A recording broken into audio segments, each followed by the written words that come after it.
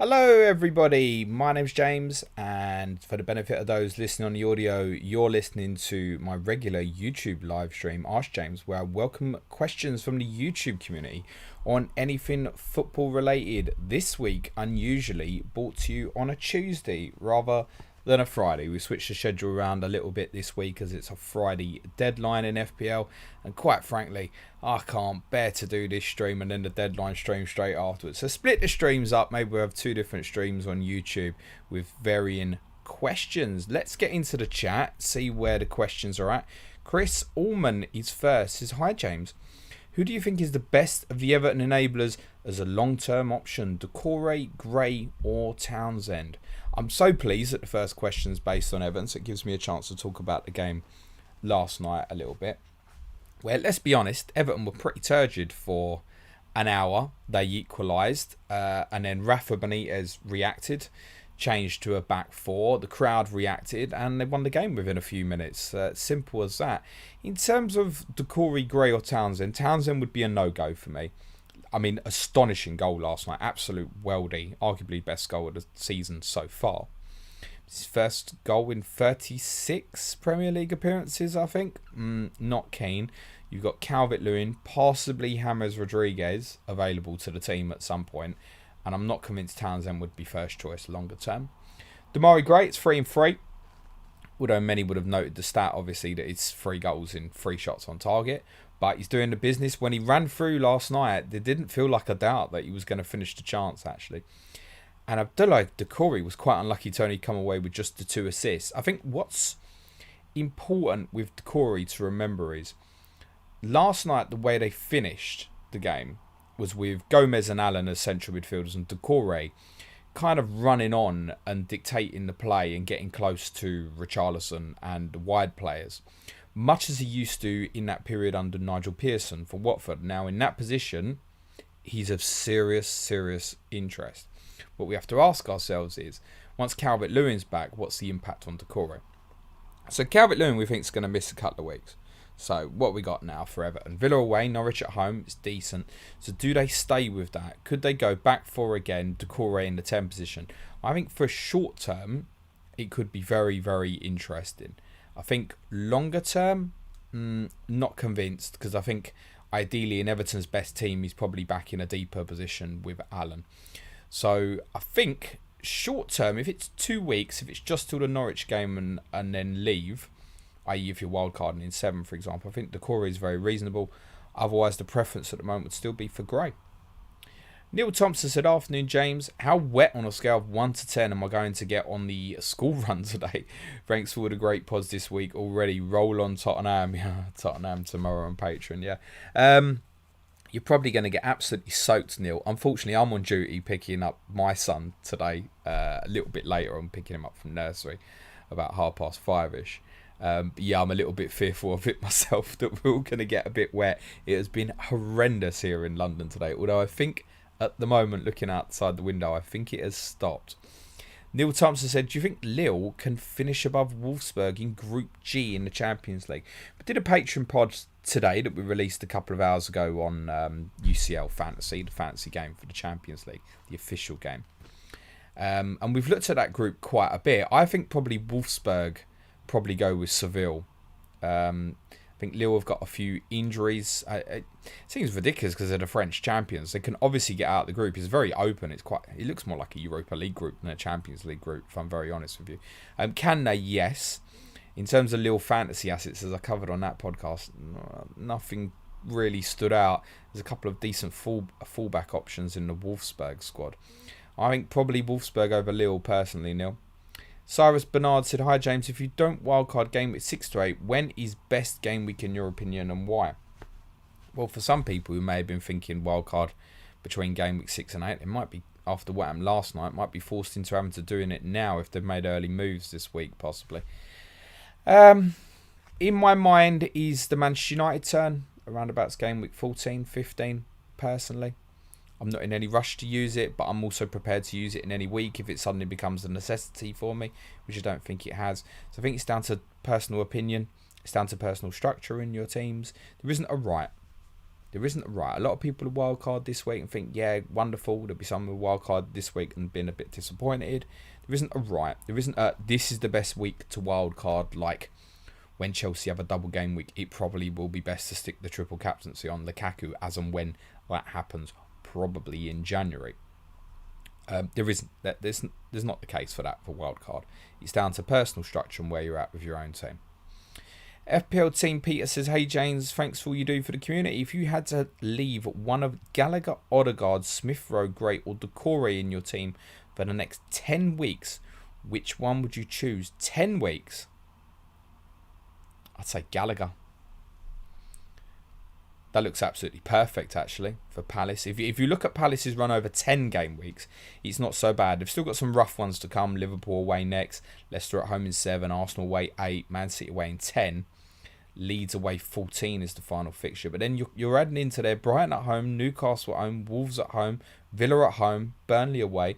So I think over the 10, actually Conor Gallagher. And he's probably the one that's the most interest to me anyway. So, I mean, I'm sure many people don't want to buy him this week with Liverpool away coming up. But I think you can just sit there. He's on set pieces. And that purely means that he's got a chance of returning in any game at the moment. Lewis Brown says, hi mate, is it time to move Ben Rama on? My opinion, no. My opinion, no. Where are we at? 2 blanks now? Did he blank against Palace in game week 3? I feel like he did. No, I don't think so. He obviously definitely plays this weekend against United. I guess the shadow of Vlasic is probably beginning to loom a little bit, but I see no reason why Ben Rama would lose his spot in the team. I think there's probably an over-concern in the fact that he only played 63 minutes last week. I don't know if that's impacted by maybe how many minutes he might have played during the international break. I must be honest, I'm not sure how much he played during that period. Leeds and Brentford after United. There's a couple more good fixtures. This is need versus want, Lewis, which you'll know I speak about quite a lot. And, okay, if you want to move him on and you can, fine. Do you need to? Nah, I think he's still a very good option, actually.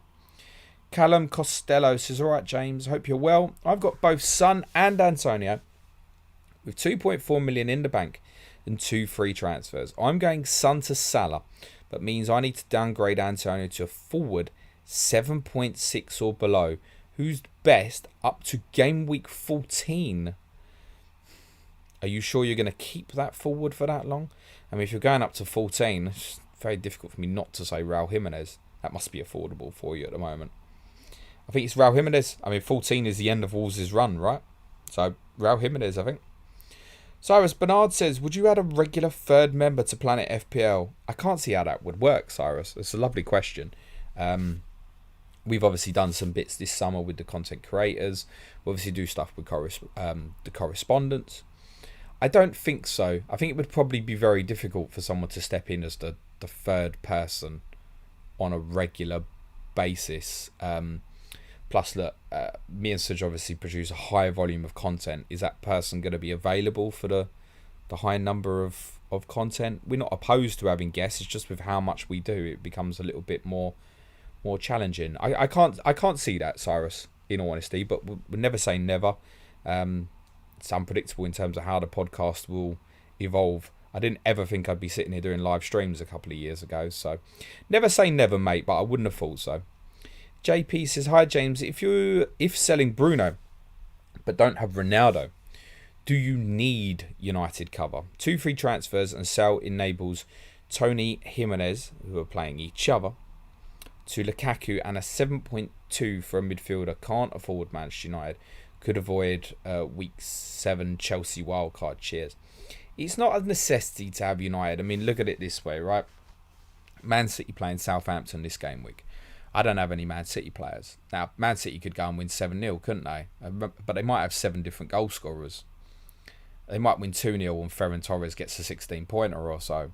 So, in terms of the necessity of covering it off, no, I don't think it is. United's run of bad fixtures basically starts now with West Ham away. We have to treat that as a very serious and tough challenge for United, even though West Ham are missing Antonio. West Ham are a good side.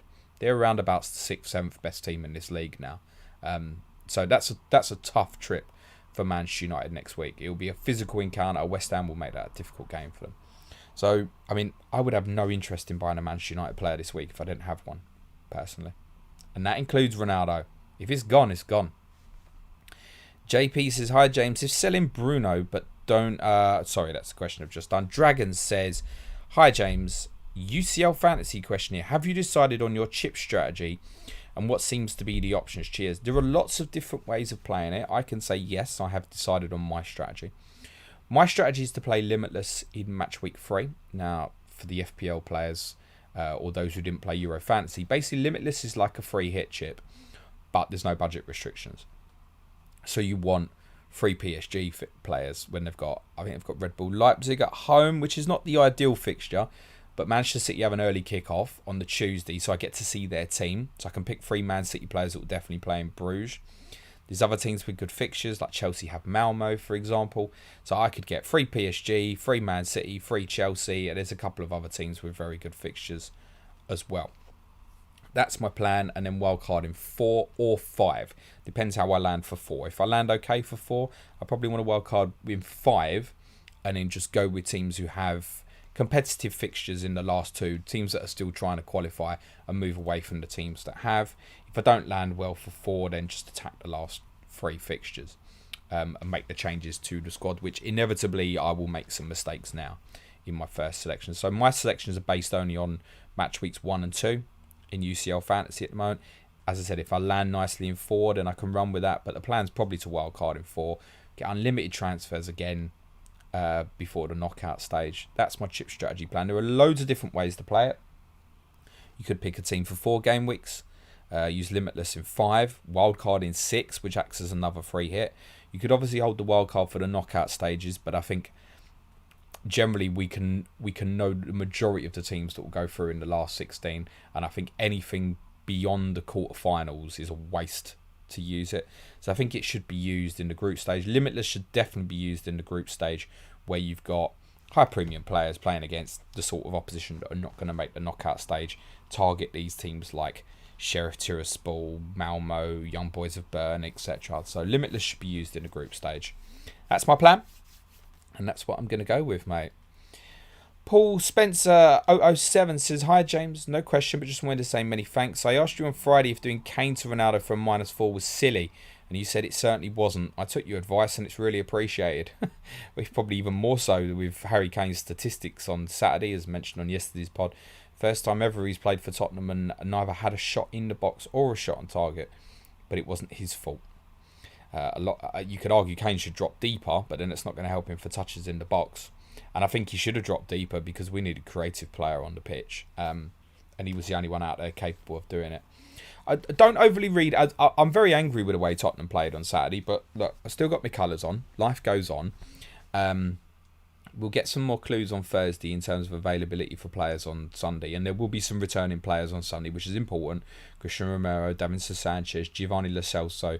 All 3 of them, if no one else has returned, i.e. Heung-min Son or Steven Bergwijn, all 3 of them will start against Chelsea on Sunday, and that'll make the team a little bit better. That midfield 3 of Winks, Højbjerg and Skip, as I explained yesterday, it's not a slight on any of them particularly. That cannot be a midfield 3. That's a midfield 3 of a bottom 8 team. And to be honest, if Tottenham played that midfield all season, they'd finish in the bottom 8. But there was mitigating circumstances. I can accept that. I can't accept the way we played, but it doesn't necessarily mean we're going to be awful going forward.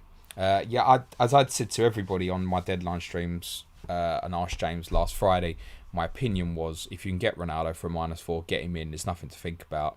My only exception to the rule was I wasn't keen on people to sell Bruno Fernandes. Now I think people can move him on. Neil Thompson says you could sell Suj any players you wanted in that UCL pod. He would have picked them all. Do you see any fan favourites from the Euros coming into your team? Mounier, Dumfries, Maley, Goossens. I think Goossens is probably the most interesting of them. Possibly Thomas Mounier.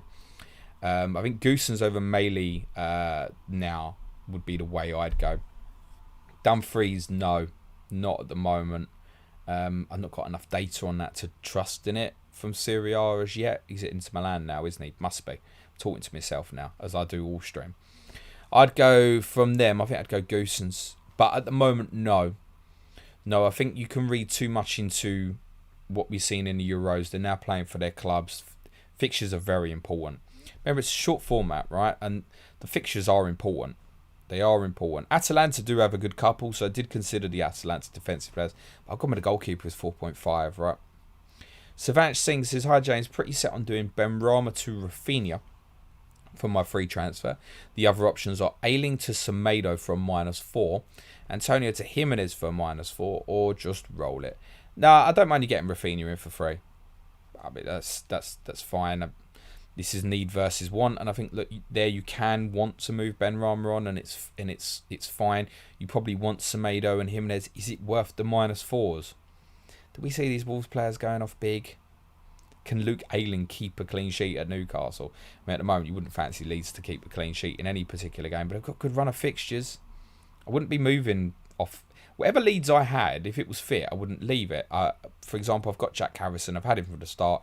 He's done nothing yet. I think he's possibly about to become a good option, actually. I've no intention of selling him unless I was a bit blocked off and the only way I could get to Rafinha in the next few weeks, which I may need to consider, is actually to go Harrison to Rafinha itself. But I have to be in the luxury position to do that, and I'm not convinced I ever will be. RW Chris 1983 says, hi mate, if you'd been an idiot and brought in Dominic Calvert-Lewin for even Tony over the weekend, expected price drop, that's the explanation, and had just Vardy and 4.5 million bench fodder, where would you go with it? Plan is a game week 7, 8, Vardy to Lukaku. So keep Vardy. That's part of the plan. This is kind of like poker management sometimes, where you put yourself in a bad position on a hand, but you should still play the hand because you still got a chance. You can't regret that you possibly made an error on the flop. The turns give you another chance, and when you make your decision on the bet on the turn, you shouldn't be influenced by what you've done on the flop. The only influence that should be in terms of weightage of how much money you've put there against how much more you need to put there. God, I should do a poker podcast sometime. So no, I think you should move. I think you should. I mean, it depends what the rest of your team is. So like, you can go 4-5-1 this week, right? Depends what the rest of your team is. I mean, if you've got people like Ayling, knock it about. If you had a 5 in midfield anyway, and they're all available, go 4-5-1 this week. I mean, it's possibly what I'm doing. Is 4-5-1, highly likely. So it depends what the rest of your squad is. If you've got 4.5s and 3.9s and stuff like that on the bench, sell DCL for a hit, mate. You're going to make it back on the next few. Calvert-Lewin's not going to be back probably till, I guess, West Ham at home game week 8. I guess he's got a chance of Manchester United game week 7. I can't see him returning any earlier.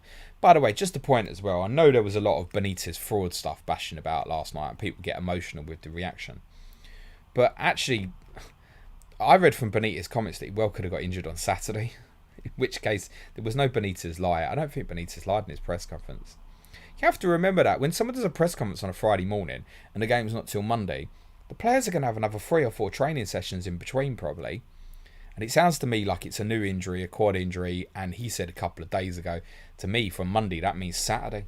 So I don't think he particularly lied.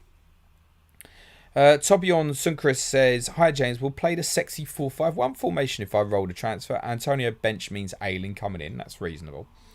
Any fixture turns you're looking at for game week 6? Also heard anything new on Son? Have a good one. No, nothing concrete on Heung-min Son other than it'd be very doubtful for this weekend, but not ruled out as yet. There aren't any particular turns in 6. There's a few interesting ones from sort of 7 and 8. And you obviously have teams with good turns starting now, like Leeds. I think Leicester have still got a good few, for example. Arsenal have still got a good few. Brighton have still got a good few. Norwich have got a long run. Actually, it's not bad from now. We're aware of the Wolves run that started. There aren't any physical turns that I'd highlighted from game week 6. And game week 7, obviously, Chelsea has been well documented. I think if you're going for budget, rotation, Burnley options actually become interesting from 7. Because they've got some tough fixtures, Burnley. Like, if we look up to, say, game week 16, so quite a long way away. Let's say you've used that first wild card. There's Man City away in there. There's Chelsea away, Tottenham at home, West Ham at home. There's some bad fixtures. There's also some very good ones. Norwich at home, Southampton away, Brentford at home, Crystal Palace at home, Wolves and Newcastle. So I think Burnley rotation is something people might want to look at from 7. We'd always highlighted would never look at them from 7, and you'll be entering at a good fixture point, i.e. Norwich at home. I think then you've got turns for Man City and Southampton in 8. Southampton becomes a good stretch. Man City, you've got really good free fixtures, Burnley, Brighton and Palace from game week 8. That's very short term. And Aston Villa, you could make a case for, have a run from 8 to 13, where I imagine we're going to land in game week 8 and someone's going to be pushing the case for Ollie Watkins or Danny Ings again. But there isn't any specific in game week 6, actually, no. Whose question is next? Kumar says, love your show, thank you. Ben Rama to Rafinha or Gray for a -4. Play Ben Rama this week, thanks. I'll just play Ben Rama, personally. I think make the free transfer the following week. Are we desperate to do it? Gray away to Villa. We're at -4 for that. I know he's in good form. Nah, not for me. Not for me. Free transfer, yeah. Ben Rama to Rafinha would be the preference. For a -4, I think I'd just play Ben Rama. Mo Edine says, hi James, is the captaincy this clear and cut? Salah captain for this game week, or could be a chance for a differential captain? Crystal Palace defensive numbers are good, although small sample. Yep, and we should also remember the fixtures played. Now, we shouldn't read too much into game week 1, where Joachim Andersen wasn't available at that point, so that's obviously had an impact. But the other 3 fixtures, Brentford at home, fine, 0-0. West Ham away, 2-2. Tottenham at home, I mean, you might as well say they played a championship team on Saturday the way Tottenham played. So yes, it's small sample, it's not big enough. I just think, look, we don't overthink Mo Salah in a decent fixture like that at home. So I think it is clear-cut. I think it's partly clear-cut because in spite of what I just said about Tottenham, it's a difficult fixture for Lukaku. Do we really believe Lukaku away to Tottenham is better than Salah at home to Palace? No, I don't think we do. That obviously rules Harry Kane out of the equation as well. I've already spoken about Manchester United's game at West Ham being particularly difficult. Man City might get some clues in the next 30 hours or so in terms of possible rotation and some learnings for the weekend. I guess Ferran Torres is a good differential option, but I wouldn't. There's weeks where you can play against and you can fight it. Like game week 3 was a great week to... And admittedly, in the end, a lot of people did end up going for Antonio, but there was loads of different options that week. This week, I don't think so. If you've got Mo in, just stick the armband on him. If you're worried about it, why is he there? When we come to game week 6, there are some other options open up. Now, City and Chelsea play each other, so that's not great. Tottenham travel to Arsenal. That's not great. But obviously, in game week 6, obviously United have Villa at home. So Fernandes, Cristiano Ronaldo certainly offer alternatives to Mo Salah in game week 6, for example. And actually Dominic Calvert-Lewin at home to Norwich would have been an option, which I think is another reason why a lot of people bought him, and I understand that. So I think 6 you can punch against if you want to. Not this week. There isn't a great alternative. He's going to be monster captain this week. He's in form. He scored in 3 of the 4 fixtures. I don't think there's anything to overthink this week. Just go with it. Nikola Bukowski says, what would you do with Antonio if wildcarded in game week 4? Happy with everyone except him. Can be benched this week for Allen. 0.6 in the bank. Do we ever want to start a player like Allen? No. And I think, Nicola, what you said there possibly sounds like a sell. Because you're saying you're happy with everyone except him. Then it's possibly move him on. But I mean, I wouldn't be comfortable playing an Allen. That's not really going to get you returns. There's not really... If you've got 0.6 in the bank, there's nothing to get Allen specifically up to. It's difficult to answer without seeing the rest of your bench. If you've got a 4.0 defender, is there something you can improve there? Like, you're not going to want to play, say, like a Livramento at Man City this week. Norwich. Brandon Williams, one-off week. Home to Watford. It's not bad. It's not bad at all. On Mobamedeli, I think it's a little bit more of a risk. Brandon Williams definitely plays at the moment. Probably paid it a little bit extra. That's an option. And then obviously you can just bench him for every other week. And they've got good fixtures for a long period. So if he has to play in future weeks, it's not the worst thing. I do think Norwich might keep a clean sheet this weekend. So I'd look at that as an option. I want to keep Antonio, as I said yesterday on the podcast. That's my plan. But if you're really happy with everything in your squad, Nicola, then I think you can consider moving him. Definitely. What no graphics? Hello, James. Have Christensen and only sub that can play this week is Livramento. Would you risk Christensen starting as Livramento has Man City, or maybe transfer out one of the two or ride it out? Livramento you've got in to hold long term. As I've highlighted, I've got a good swing from game week 8 where you may actually want to use him. You wouldn't be expecting anything more than a 0, I think, at Manchester City this week, but if it's a 1-pointer, it's a 1-pointer. It's fine. I would have thought the chance of Christensen playing at Tottenham on Sunday have increased rather than decreased with the fact he didn't play at the weekend. There might be more learnings for the Champions League game. I think Chelsea's strongest team at the moment definitely has Azpilicueta in it, definitely has Rudiger in it, definitely has Thiago Silva in it. And the last call is probably, is it Christensen or James? And it probably comes down to... I mentioned what's first choice at the moment because I think Chelsea will want to go first choice this coming game week and in game week 6 against Manchester City. It's probably influenced by where does he want to play Azpilicueta.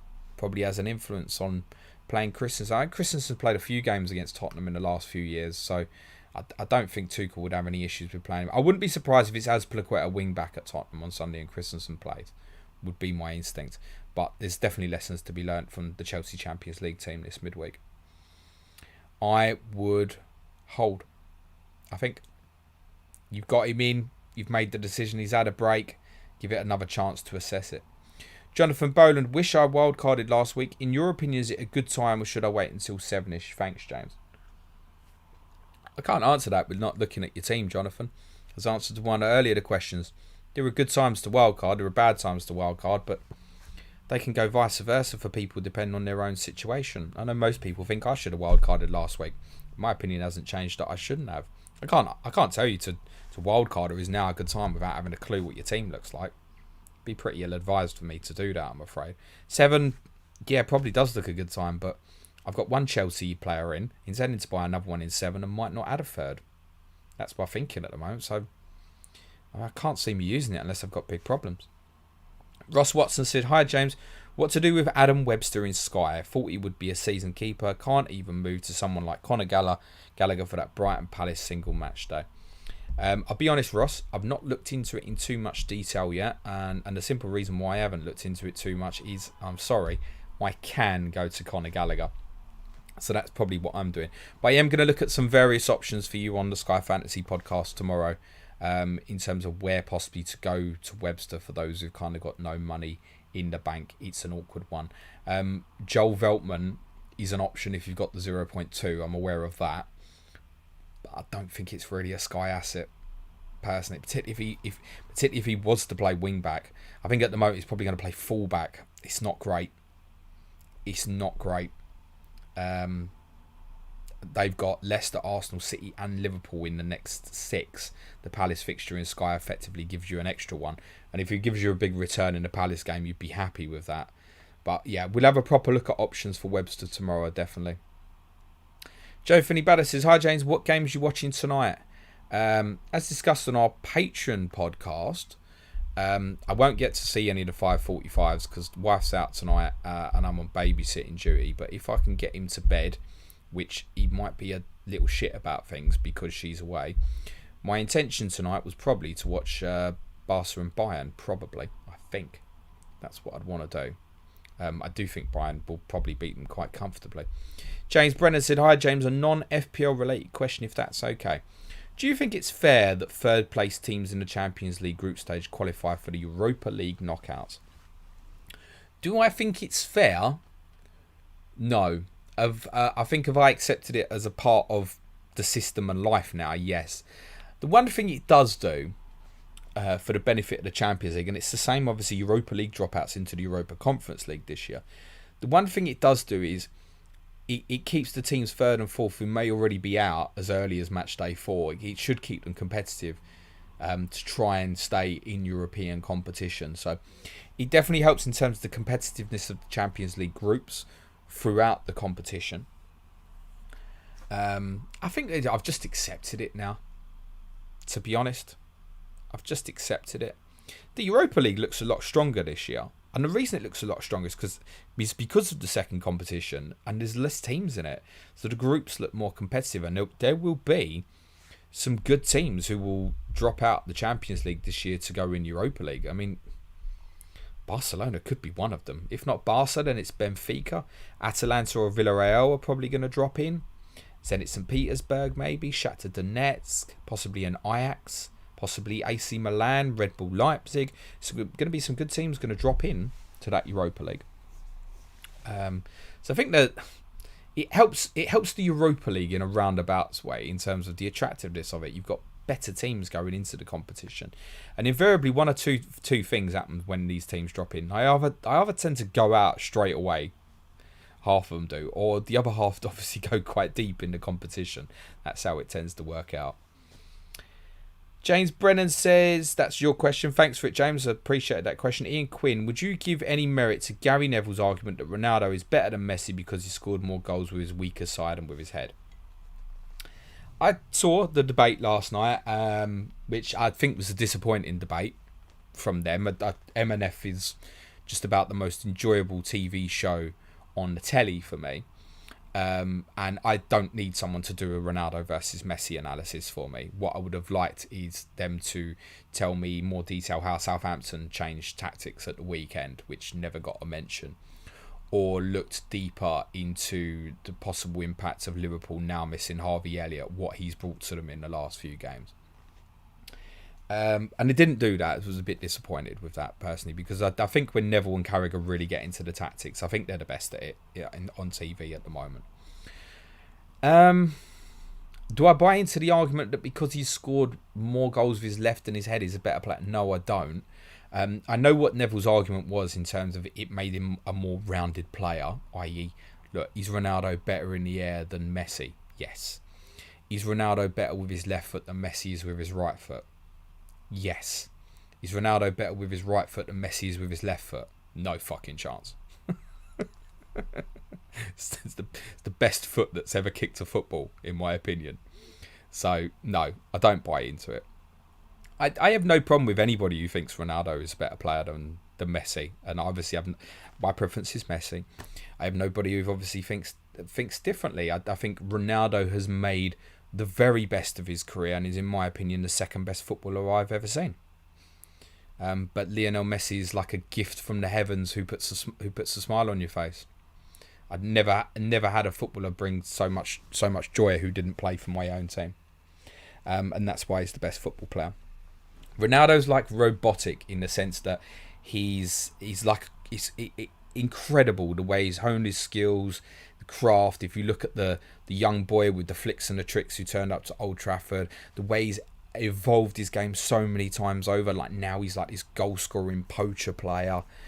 I mean, it's incredible what he's done. I don't mean to understate anything he's done, achieved, or will go on to achieve. It's just a personal preference that I don't think I will ever see a better footballer than Lionel Messi. I genuinely don't believe that.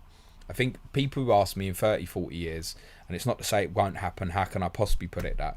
But I bet that when I get asked when I'm 60 or 70 if I make it that far, that my answer will still be Lionel Messi, the greatest footballer I've seen. And you have to remember as well, I didn't see Maradona in his peak, so anybody before that you have to rule out. I'm not judging people on what I saw in videos and stuff. I've seen Ronaldo live a number of times for United and for Real Madrid against Tottenham. Lionel Messi rips us apart. It was an honour to watch him live. An honour. Moedine says, most overrated FPL option in your opinion? Mine is Rafinha. Nah, definitely wouldn't be Rafinha. I'm going to say, the one I keep getting asked about, which I'm really not keen on, is the Wolves midfielders, Trincao and Traore. So I'm going to say them at the moment. Fully aware that with the fixtures they've got, they could go off. So there's a risk in me saying that, obviously. But they are not on my radar at all, the Wolves midfield players. Not in the slightest at the moment. So I'm going to say them, because there's obviously a lot of talk about them. Matthew Ian M. Mose. Hi, James. Can you please elaborate on the captaincy headache for game week 38? Only joking, but it's going to be an annoying question for you. Not really, mate. So, game week 38, Manchester United away to Crystal Palace, Liverpool at home to Wolves. Probably depends on the state. Both of them are probably going to be safe in mid-table by then. Manchester City have Villa at home. Is the title going to be up for grabs? Chelsea at home to Watford, though. looks the best one. Lukaku going for the golden boot. Final day at home to Watford looks best. Although it's worth noting that Harry Kane is at Norwich as well. But I think depending on the status of the title race and where the golden boot's at, game week 38, probably I would say Romelu Lukaku best captaincy. There you go, Matthew. Did that cheer you up, mate? Steve Jones says, Champions League starting tonight. Who would you back to win it this season? It's got to be Paris Saint-Germain, hasn't it, really? To see you back, I think. I feel like they'll trip up. This is what they do.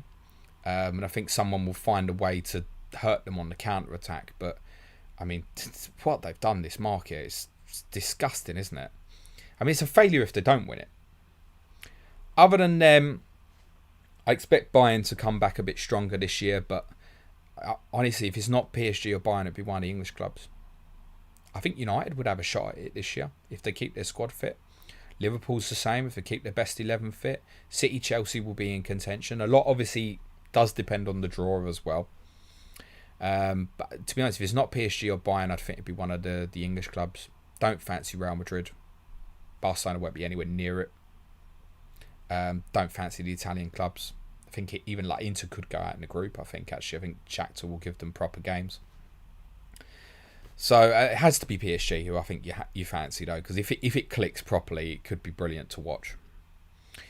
Udi Galati says, thoughts on Somado versus Tierney? What a great question. Udi, I will point you in the direction of yesterday's podcast. And I'm not going to answer that question yet, because that's possibly my transfer dilemma for myself this week. And I think it's important to say I already have Jose Sarr, which is why I'm probably going to lean towards Kieran Tierney.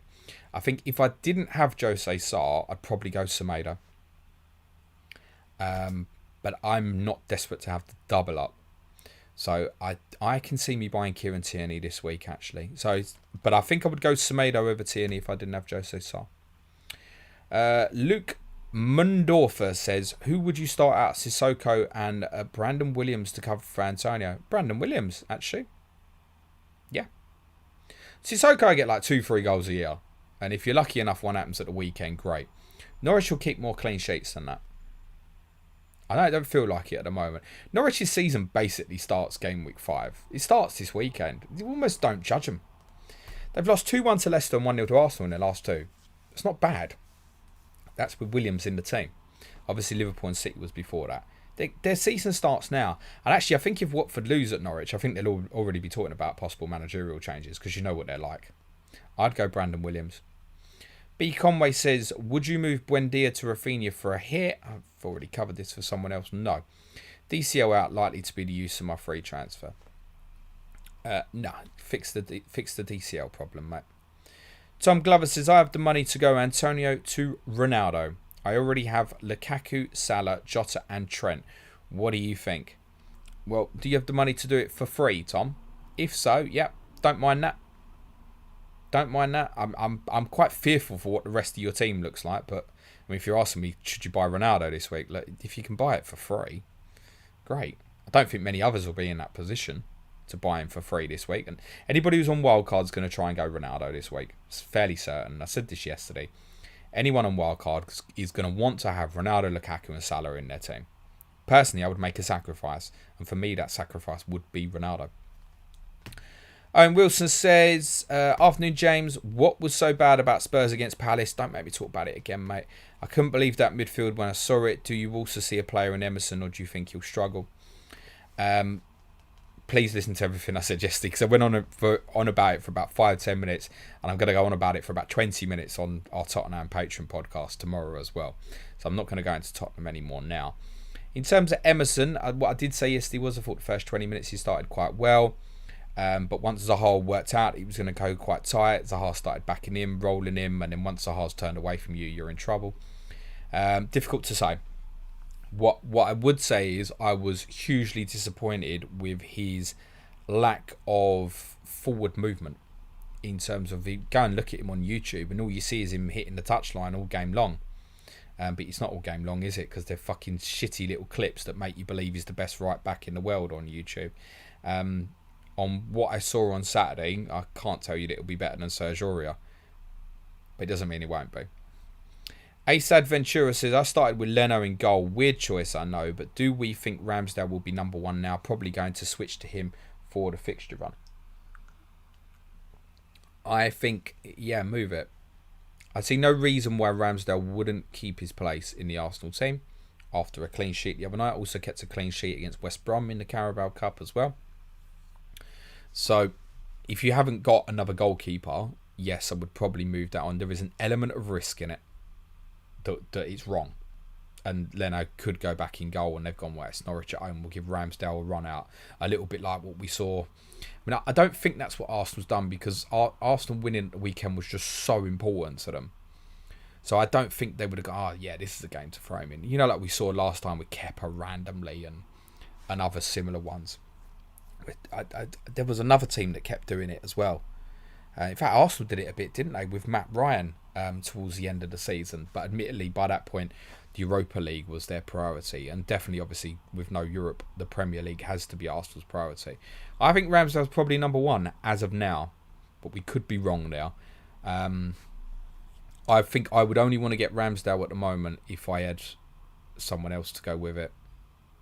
Like a Sanchez, for example, or David Raya. Because, I mean, for example, Brentford got Burnley away, Newcastle away when Arsenal got a few more difficult fixtures.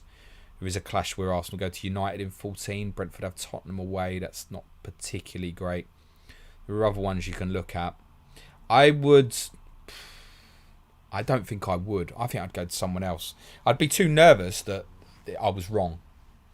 I think we always have to, when we have opinions on things, we should always be asking ourselves, what if I'm wrong?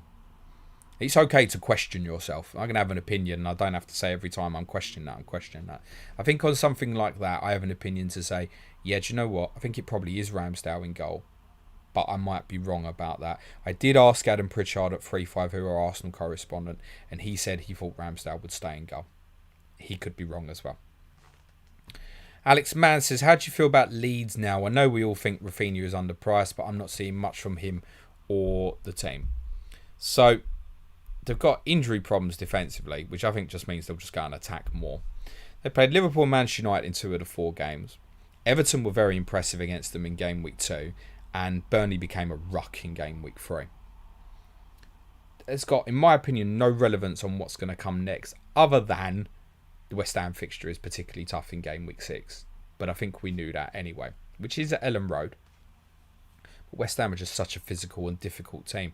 But West Ham give up plenty of goals. I mean, that was their first clean sheet, West Ham, at the weekend. I think they've only kept 2 clean sheets since game week 27. I think they were both against Southampton. I want to say, I think that's the statistic. So I've got no concerns. No concerns. I think you go and buy Leeds players for free this week. Go and buy them. Newcastle is a great fixture to go and attack. And Rafinha, yes, I do see it in him. I think he's ready to explode, personally. Hamish says, hi James, hope you're good, mate. Is Patrick Bamford's hamstring still pinging? Okay, so let's clarify that comment for those who may not be aware. There was an interview on 606 after the game with Patrick Bamford, and as he was going across his interview, he said, my hamstring's pinging. And there's also clips of him towards the end of the game holding his hamstring. Now, I think it's probably not an issue. However, it is definitely a little bit concerning, because tight hamstring suddenly becomes serious hamstring injury. It can do. But if you've picked up the problem, he'll be getting worked on. I don't imagine it will be an issue. So like those who've already bought him, and I know some have, some people have already bought DCL this week and now bought Bamford as DCL's replacement. I don't think you should shit yourself. It'll probably be alright. But it's definitely enough to make you go, right now, let's not make an early transfer. Because Bielsa's the sort of one who, depending on his mood, if he's in the sort of mood where he wants to be open, he may just turn around to us when his press conference is on Thursday or Friday and go, he's injured. And Bielsa's probably the sort of guy who would do that. So I don't force it in for the 0.1 saving or something. At least make sure. Imagine that you went, I went, say, Tony to DCL, -4, he's injured. Then you went Bamford, -8, he's injured. Then what you can do? -12 to someone else. At that point, you're hitting wildcard if you haven't already, because of one transfer. So please wait, guys. Please wait, see if we can get some more information. But I personally, I think he'll be fine. Owen Wilson says, also really see similarities with Nuno and Mourinho. You can fuck off. I think Mourinho was even worse in that he didn't bother to attack. I think Nuno wants to, but often doesn't know how to. Hope I'm wrong. Look, Nuno got praised massively for the tactical setup against Manchester City in game week 1, which was there to expose Manchester City on the counter-attack. In the game at Wolves, where we were fortunate, we had counter-attacking situations in the second half. Against Watford in game week 3, we should have won by more than 1-0. It wasn't a thrilling performance. We well deserved to win. If we'd have won 2 or 3-0, no one would have questioned it. Game week 4 performance was obviously unacceptable. There is a fear, and there was, it's one of the reasons I didn't want him as manager, was that he could be Mourinho 2.0. I get that. What I definitely see is a willingness to work hard in what I'd seen so far. And everything prior to the Palace game, I'd been quite happy with what I'd seen. So at the moment, it's a pass. But I make no mistake, what I saw on Saturday was as bad as anything I saw under Mourinho. So that needs amending very quickly. It needs amending starting with a positive performance in France in the Europa Conference League on Thursday night. Mohammed says, hi James, how are you? I'm a fan of your work. Whom to choose, Marcel or Somado? I covered Wolves' assets quite a bit yesterday. It's quite near the end of the podcast. I would prefer Somado. Pay the extra.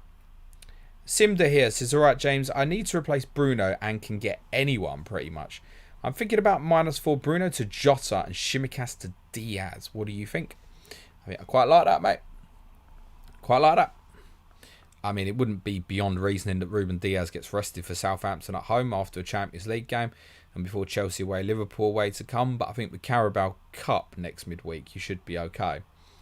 So, yep, I'd be in support of that, mate. You got to move Bruno on at some stage. The only thing I'd say is you're moving the money out of midfield, which most people be doing, to move it to up front. You're obviously going to put a chunk more in a defence. Is it going to block you off a Lukaku or something? I don't know the rest of your team. But if you're okay with what you've got up front and stuff, then yeah, I'm okay with that, actually. I don't mind that. Prabhesh Sharma says, double up on Wolves' defence.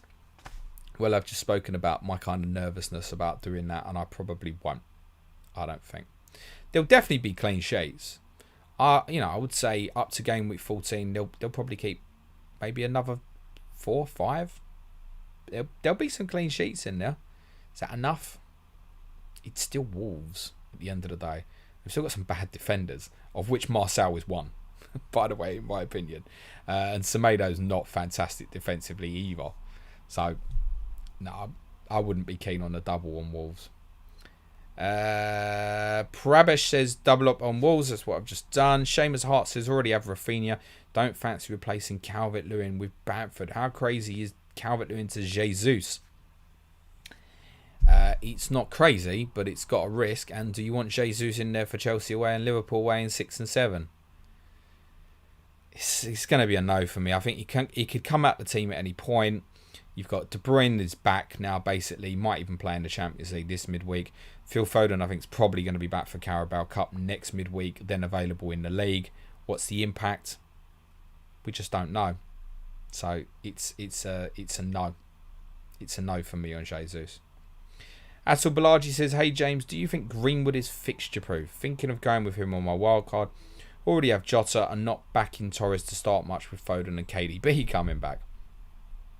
Is he fixture proof? No. And what I mean by that, I mean, it doesn't matter so much at his value, but is Greenwood going to go big away to West Ham? Doubt it. Away to Leicester? Doubt it. Home to Liverpool? Doubt it. Away to Tottenham? Doubt it. Home to Man City? Doubt it. Away to Chelsea? Doubt it. You get the picture. Now, you're not expecting big hauls off Greenwood at his value. I get that. Is he fixture proof? No. And he's definitely not, more importantly, he's not selection proof. He's not selection proof. I think at the moment he's probably in that best team. You have to remember Cavani was unavailable at the weekend. He's going to want minutes. Martial's going to want minutes. We've got Rashford to come back in about a month or so as well, which is only like 3-4 game weeks away. So I think if I was wildcarding now, there's a chance I would have Greenwood. I don't think I'd go for any of the other attackers, but I think I would do that knowing that he could become a problem for me that I have to deal with quite quickly. And I'm already of that kind of frame of mind with him, where I know, for example, next week I'm probably thinking of rolling and then moving off Harvey Barnes to enable Lukaku in 7. But it could easily be that it's Greenwood by that point. It could easily be that it's Jota by that point. So I think you have to have your eyes and your ears open with a player like that. But he's doing great at the moment, isn't he? Obviously. Will Teeman said, "Hi James, how do you decide when to wildcard? When you don't have a playing bench, injury doubts, week 11, etc., or just a general feeling?" For me, it's a need, right? So, do you need to wildcard? That's the first question. We talk about need versus want a lot. If you ask all of us, we'd all want to wildcard every week. But do you need to wildcard? And I didn't think I needed to wildcard. I don't need to wildcard now. I haven't walked into this Calvert-Lewin problem, for example. I don't have that. I'm looking going, I'll bench Antonio this week and I'll probably play 4-5-1 this week and we go again because I wouldn't have expected much from Antonio this weekend anyway. So no major issues. I would think at the point where I'm looking at it and going, I'm taking a -8, I need to be second guessing myself and saying, really, James, could you wildcard here? And then rather than take a -8, improve 4 or 5 other things as well, then it becomes viable. At -12, when you're looking at it and going, I would want to take this -12, that's a definite activate money. Activate chip, in my opinion. Otherwise, if it goes on and on and on, we just use it for Manchester United's fixture swing and that, which is also great for Manchester City, by the way. And they're not the only team it's good for. Chelsea got a good run as well. And there's an enabler one in Watford and possibly West Ham and a few others as well over the December period. So if I need to use it, I'll use it. No problem. You know, if I get 4 players injured this week, I'll wildcard. I would have thought. Pete Haley says, "Hi James, a Sky question. I'm 120 points off the top in Sky and only 62 off in FPL. Are these point gaps comparable?" Don't even worry about how many points you are off in Sky, Pete. It's irrelevant.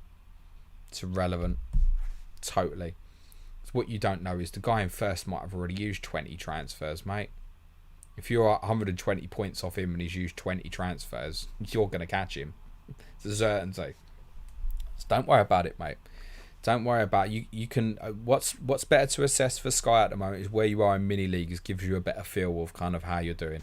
Don't even look at the overall board yet. I think we can probably look at it a little bit earlier than we normally would this year because so many within the Sky Fantasy Football Twitter community have started quite well. But nah, don't worry about that leaderboard yet, mate. You're in contention. Mina Sidom says, "Hey James, should I take a hit to switch Tanganga for a Wolves defender and which one?" Somado, and depending on the rest of your team, which I can't see, i.e. if you're down to 10 players this week, I'm actually going to say yes, do it. Because I don't think Tanganga plays again. We're not saying never, but I think you're looking at Emerson Royal's going to play right back now, and it's highly likely to be Romero and Sanchez's first choice.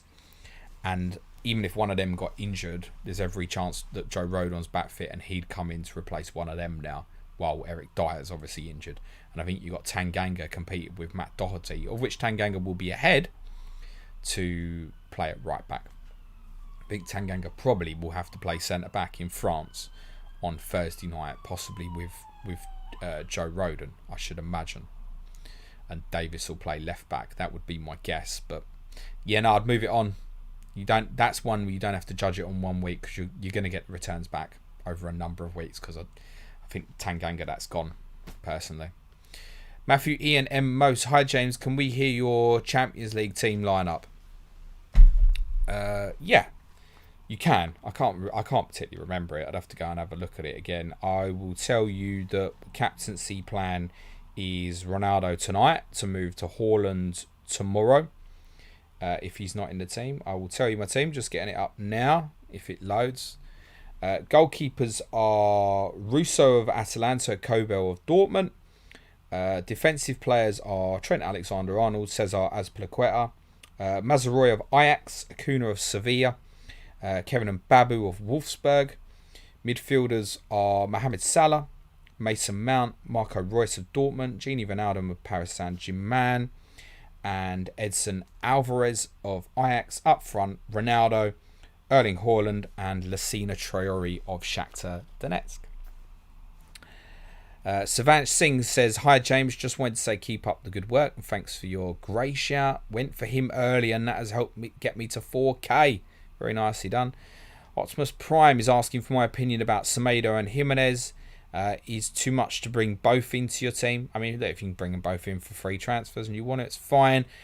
Wouldn't be -4s unless it's unlike that situation like where you've got Tanganga who's no longer going to play. Then I think you judge it longer term and you go, yes, let's get this done. Antonino Gitto says, what are your thoughts on Christensen? Do you think he's worth holding or just too much of a headache? A 0.5 in the bank, but would rather move Antonio on than upgrade Christensen at this stage. I'm going to jump that one, Antonino, because I answered an almost identical answer for someone about half hour ago on the stream. Perlo's Pence to start Omobamidele or Sissoko. I'm going to say Omobamidele, same as I would have said to Williams. It's not as easy a call. I think with Omobamidele, you're looking at is he'll either start or he won't. If he don't start, he's only coming on if Gibson, Hanley, or remember they got Ozan Kabak now as well, if whoever starts was to get injured. So, yeah, Omobamidele. I fancy Norwich could get a clean sheet this weekend. Chris Pointer says, hi James, a bit stuck this week. Could roll and play Sissoko at Norwich. Sell Antonio for Bamford Jimenez. Sell Christensen for Somado. Or Saka out for Rafinha. What's your preference? Rafinha. That's honestly my preference. Would be Rafinha. At Christensen, you want more info because he could be amazing for you for 7 till 11. If something happens to one of the other back three, as Piliqueta, Silva, or Rudiger, then you between now and 7, you would massively regret selling Christensen. Saka, I'm just not convinced that the returns will be there, even though Arsenal got great fixtures. I'm just don't really feel it as him as a fantasy asset yet, personally. And I've got a preference for holding Antonio, so it would be Rafinha for me. Pushkar says, evening James, not yet where I am, might be where you are. I own Kane and Bruno. Who should I prioritise moving out? I was thinking about Vardy and Salah for -4 and then move Vardy to Lukaku in 7. Any other suggestion? Yep, do that, mate. Like that. That sounds well thought out and planned. You're getting 3 good fixtures of Vardy. You might find yourself possibly a little bit down this week because, look, Kane and Bruno can return in any game, but wouldn't expect either to go particularly big. You might not make it up this week. I think you will over the 3 weeks. And then, yeah, you go to Lukaku in 7. That sounds well thought out. I'm okay with that. Kenny says, hi, James. Do you see Man United going cupless this season? Yes. Yes, I do. It's not that they can't. To be honest, I could see any of the big 4 going cupless this year because it looks like it's going to be very competitive. And I'm sure it will open up by the time we get to January and you go, one of them can't win it. Probably by March, you go, another one can't win it, and we'll have 2 at the end who go for it, or maybe one will just pull away from everyone. But to win the cups, I mean, it's so competitive as well, right? United are going to want to make a fist of the Champions League this year. There's no doubt about that. And so then much depends on the drawers in the FA and the Carabao Cups because you want to rotate teams and stuff. That's fairly obvious. So you need a little bit of luck early on with the cup draws. I'm pretty sure United have had a decent draw in the Carabao Cup, I want to say, but I can't. Oh, they've got West Ham at home, haven't they? But to be honest, because West Ham are in Europa, West Ham will probably rotate quite heavily, so it's not a bad draw. But it's a risky one. I think any of them could. Put it this way, right? Man United, Man City, Liverpool and Chelsea aren't all going to win trophies this year. Someone's going without. The only way all of them will win in a trophy is if one of them goes out in the Champions League group stage and they go on to win the Europa League. That's it. Otherwise it can't happen. So someone's going without, and at the moment I think United are as likely as any of them to miss out. Antonino says, what are your predictions for Milan versus Liverpool? Will be interesting to see Tomori on the big stage. Game's at Anfield, isn't it? I feel absolutely certain that the game's at Anfield, and therefore expect Liverpool to win. Max said, is Gray an unjustified bandwagon? No, he's an enabler, as is Conor Gallagher, and they're both reasonable picks in my opinion at the moment. We'll finish on this one from DJ Music Case. Hello James, favourite away ground to visit in the Premier League? Anywhere where we win.